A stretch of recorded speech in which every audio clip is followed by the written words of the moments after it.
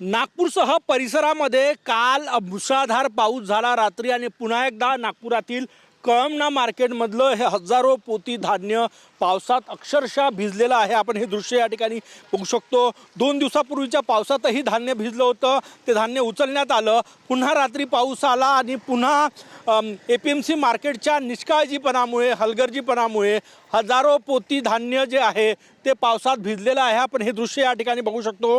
हे बघा या ठिकाणी धान्य जे आहे ते पावसात भिजलेलं आहे। अजूनही परिसरात पावसाचं पाणी जे आहे ते साचलेलं आहे आणि याच्यामध्ये काही शेतकऱ्यांचं धान्य आहे जे शेतकरी विक्रीसाठी घेऊन आलेले आहे, तर काही धान्य हे व्यापाऱ्यांचं आहे ज्यांनी खरेदी केला शेतकऱ्यांपासून माल, परंतु गोडाऊनमध्ये जायचा होता, या ठिकाणी साठवून ठेवला आणि मुसळधार पावसामध्ये हे धान्य जे आहे ते पावसामध्ये भिजलेलं आहे। हवामानाचा अंदाज होता की आज मुसळधार पाऊस येणार आहे, काल मुसळधार पाऊस येणार आहे।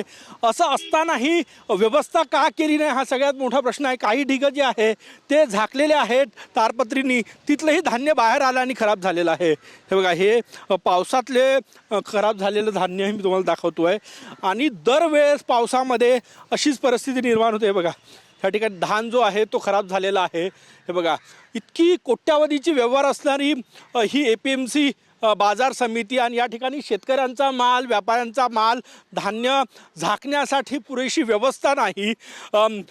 लाजिरवाणी बाब आहे। आपण हे दृश्य या ठिकाणी बघू शकतो।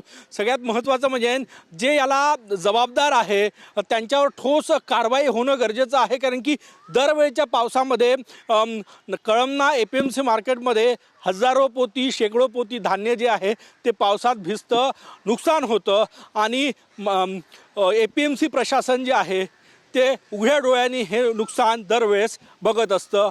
कॅमेरामॅन सचिन सयामसह गजानन उमाटे, TV9 मराठी, नागपूर।